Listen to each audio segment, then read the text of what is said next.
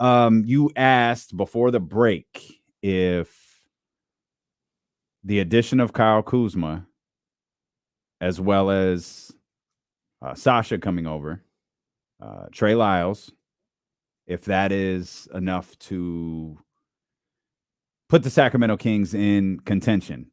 Now, slight disclaimer here. For me, when we talk about title contention, I'm more so talking about competing with Denver. And obviously, if you're competing for Denver, because I think both believe that Denver is the top team in the West, headed into next season. Obviously, the top team in the league now. They're going to be the top team in the West, in my opinion, headed into next season. When we talk about contending, we talk about contending with Denver because I believe Denver is alone in the conference right now, and everybody else is just there. The answer is no. But there's a caveat to that. Everything you just laid out works. Mm-hmm. But I need a little bit more from Keegan in his second season. A little bit. Not a lot. It's going to happen. Okay. And I need a smidge bit more from the two All-NBA guys. The roster, I think, works. I think the roster, as you laid out, works to contend with Denver. I think you probably need to get where Monty wants you to be, 50-plus wins, to get to competing for an NBA championship, competing with the Denver Nuggets, competing for the Western Conference title. I think you need a smidge bit more from your big three. Or I put Keegan in there as part of the big three. I'm expecting him to kind of be a part of that conversation. But I need a little bit more from Keegan and just a slight fraction more from Domas and De'Aaron. All of which, by the way, I believe you can get. I think you get more from Keegan. Mm-hmm. The All-NBA guys. Sabonis is going to rebound the same way. I think his assists are going to be the same way. I think what we're asking here is, can he get to 20 points per game? Can he get to 20, 21 points 17, per game? 18 now? Remember what he was? I thought he was 19. Oh, my. I thought he was 19. If he's 19, then I'm backtracking a little bit. Maybe it's 17. Maybe you're right. I feel like I've had I don't know where 19 came from. Well, no, let's look at it. Domantas Sabonis stats. What do we got here? Domas last year, 19.1. 19 and 12. 61, 61 from the field, 37 from three, 12 rebounds, 7 assists. I'm gonna walk that back. Let me ask you something though before you walk it back. Can Domas be 20 and 13? Sure. That's a fraction. Yeah, that's a fraction. Slight improvement. I think he can do 20 and 13. Okay. Well, thanks for bailing me out. That's what a good partner does. Is just bail me out right there. He was the league leader in rebounds at 12.3, right? Yeah. Okay. The league in rebounds. I think he can do 13. You know, he averaged 20. He did average 20 his last year in Indiana. I'm sorry, his last full year in Indiana, he averaged 20. I think Fox is about where he's gonna be. I'm trying to be fair here. That sounded like the beginning of a Doc Rivers impersonation. That noise you just made. I was fully expecting you to launch into something right there. I'm trying to be fair. 25, 4 and 6 were his numbers. I think that's about what he can do. 51% from the field, 32% from three. Yeah. His highest since his second year, where he shot 37%. He shot significantly more threes last year than he did in his second season. And 78% from the free throw line, a career high. James Wacky Starfish in the chat love says Wacky Starfish. Fox can get to 27.5 points per game. No problem. I don't know. 18 field goal attempts a game. 18.2 is what he had this year. Everything that he did this year is about what I needed him to do and what I expect from a player his caliber. Mm-hmm. For me to say take it up another notch, feels like it's asking a lot. To say, yo, I need him to do 27 and a half points per game, shoot 36% from three. It seems like it's asking a lot. That doesn't seem like the type of player that he is. Okay. I don't know if Fox can get going here. The assist totals, because of the offense, I think those are going to be what they are. Now, I will say this. The playoff numbers were crazy.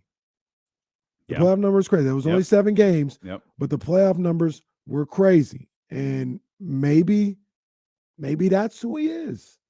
Maybe Wacky Starfish is right. Because in the playoffs, wasn't he close to 30 points a game? Stand by. I believe I have his play. Well, it's going to take me 20 minutes to find him. He was 27 and a half. So that's what Wacky Starfish said. Yep, 27 and a half. Shout out Wacky Starfish. 7.7 assists a night, 2.1 steals a night.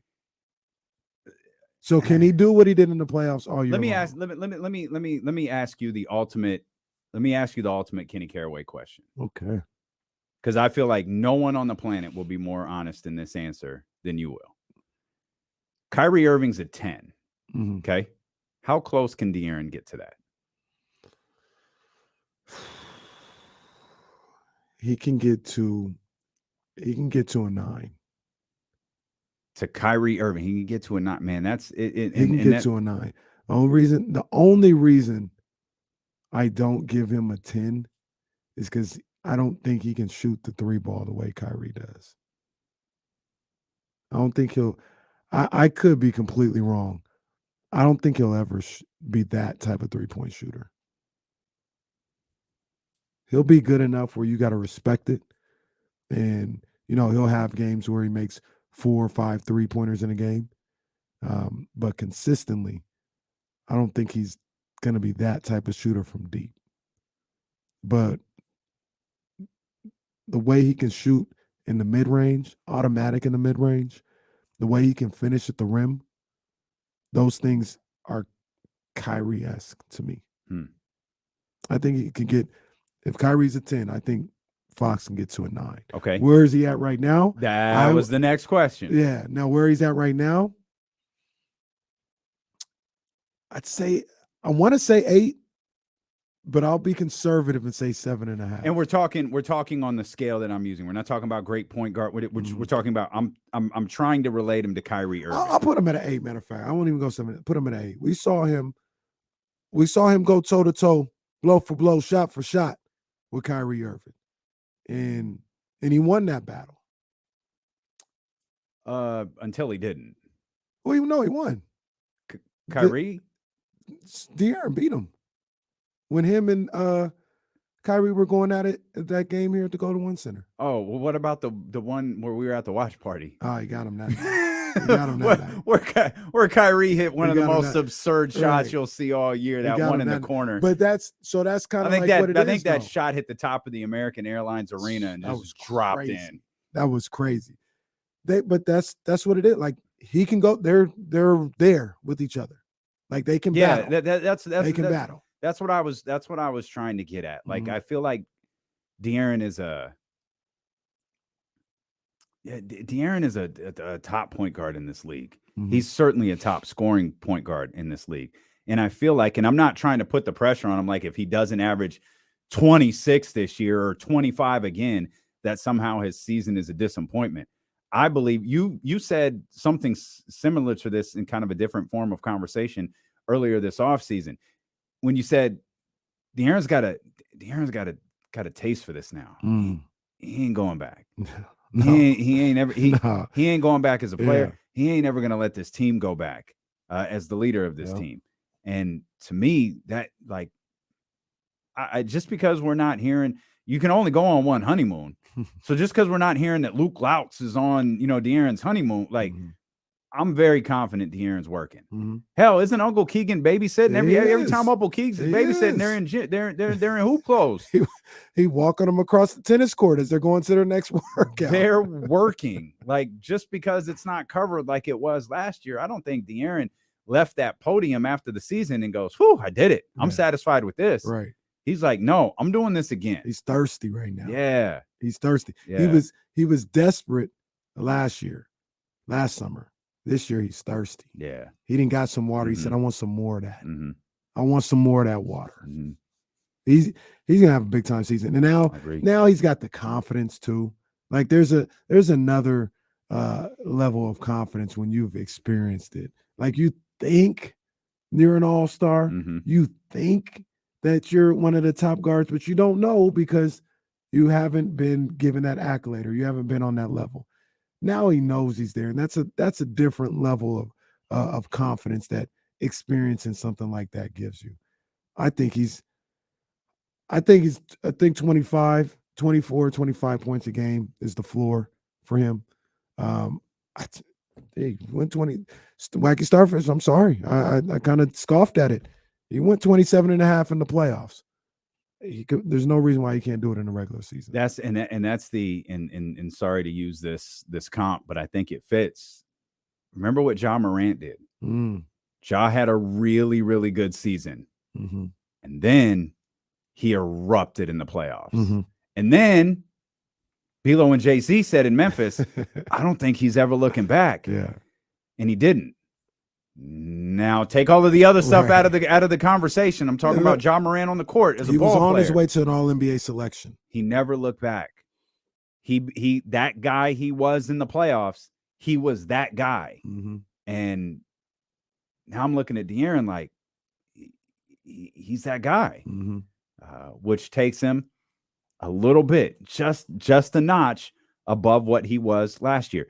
That takes him from, now you're starting to, because I think, and this could be proven, wrong in a month and some change when the schedule comes out, or probably a little bit over that. But I think there'll be a few more eyes on Sacramento this year, which means I think there'll be a few more eyes on De'Aaron Fox this year. And given the way De'Aaron plays, I think De'Aaron could wind up one of the more exciting players in the league. Now you're flirting with all-star starter stuff. Now you're talking NBA, it's always going to be tough to crack the first team, but you're talking NBA first and second teams now. Now, when you talk about minor increases, third to second, reserved, to starter. Hell, I mean, it's not fair, but it is fact. De'Aaron wasn't even a reserve. You're not going to be able to ignore De'Aaron Fox's second season like you did this year. You're not going to be able to go, with all due respect to this brother, because I am a fan of his, you're not going to be able to go Jaren Jackson over De'Aaron Fox this year and not get a side eye from the entire league. You got a side eye from Sacramento and a few allies across the country. But otherwise, most people didn't care. Right. You're not going to be able to do that again if he plays that slight notch above what he did last year that we expect him to do. I agree 100%.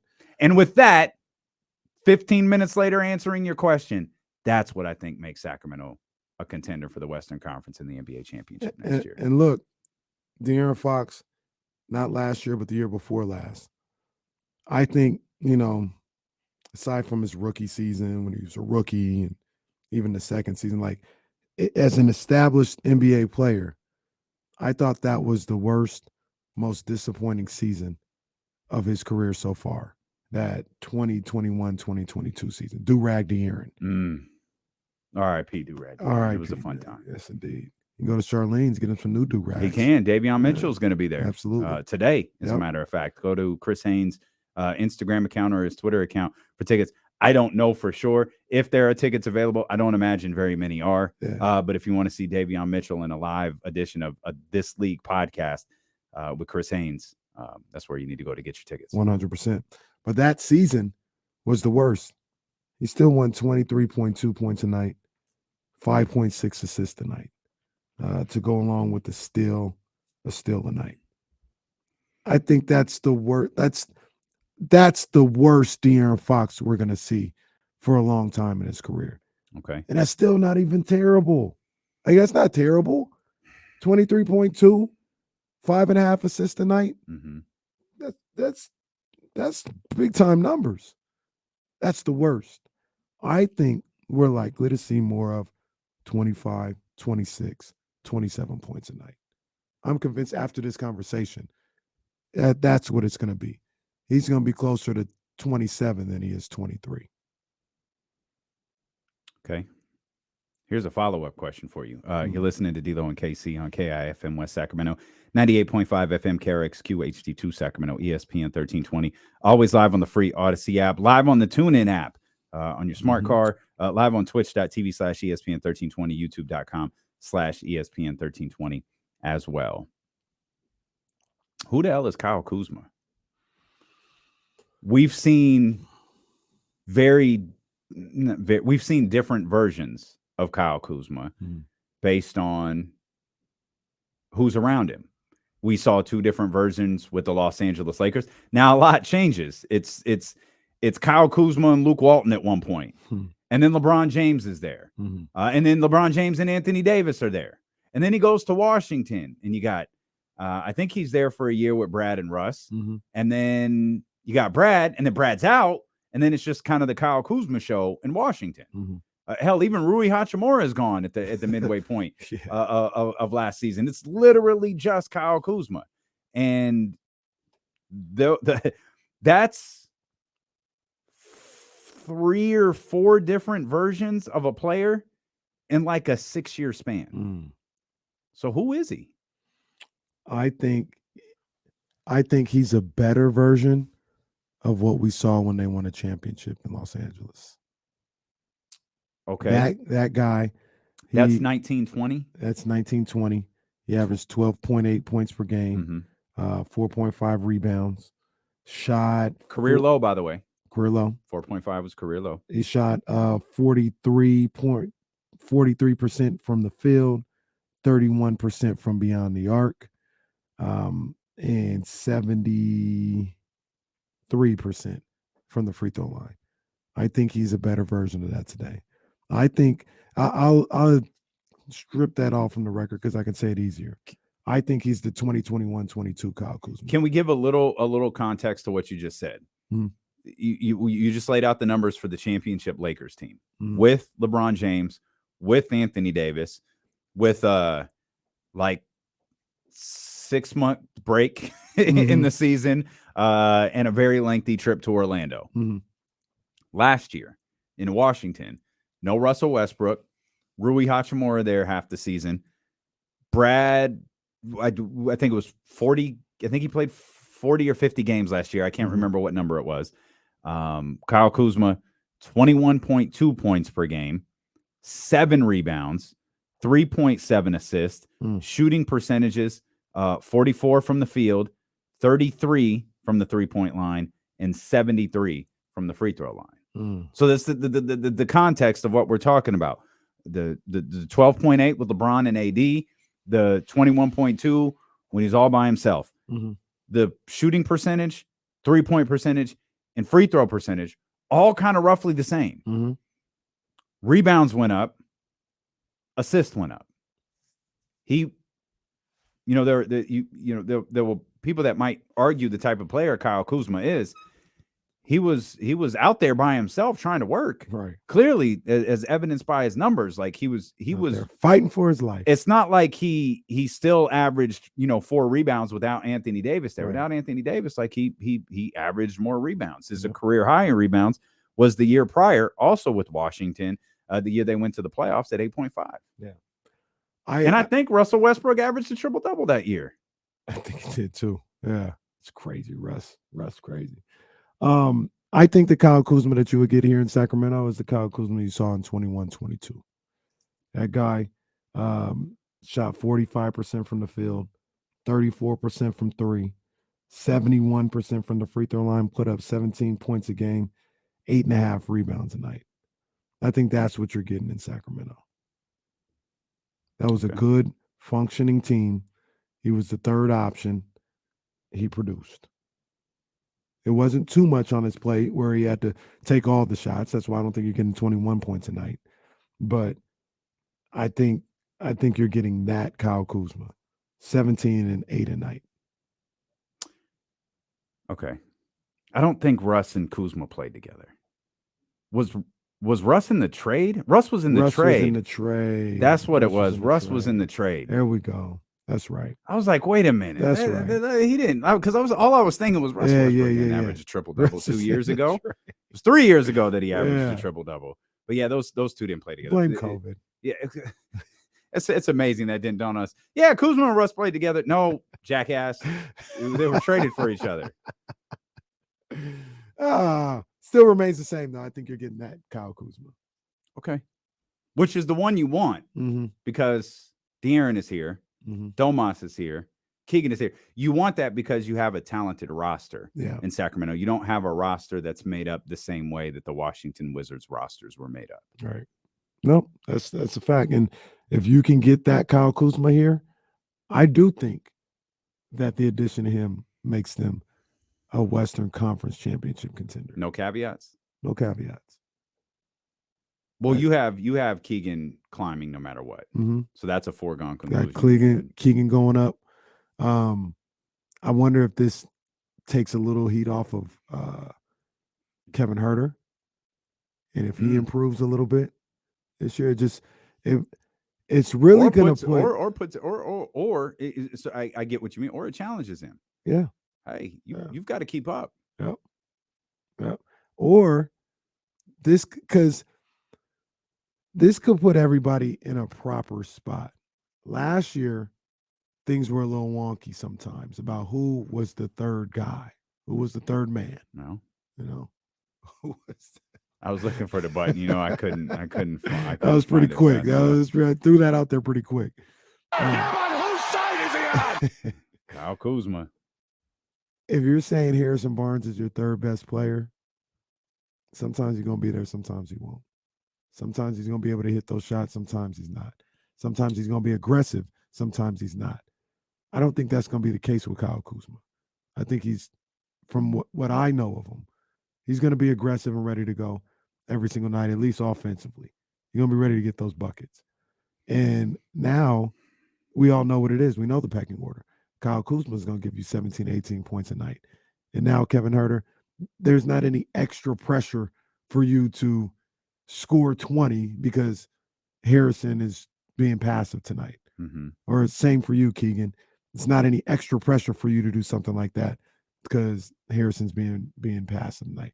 Now you can look for your shot and you can get those shots in rhythm and with comfort because you got another horse out there. You got another guy that could score.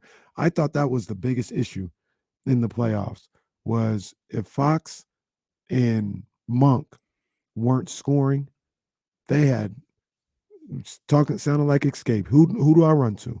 Who can I run to? Fill this empty space. I don't know what we were supposed to do with the way those other guys were playing. Way Harrison was sometimes passive. I think that's out the window now. Now you got a guy in Kuzma who says, for better or for worse, some people don't like this about him. Don't worry, guys. I'm here. We're good. I'm here. And I think a lot of people look at that as a negative. I don't.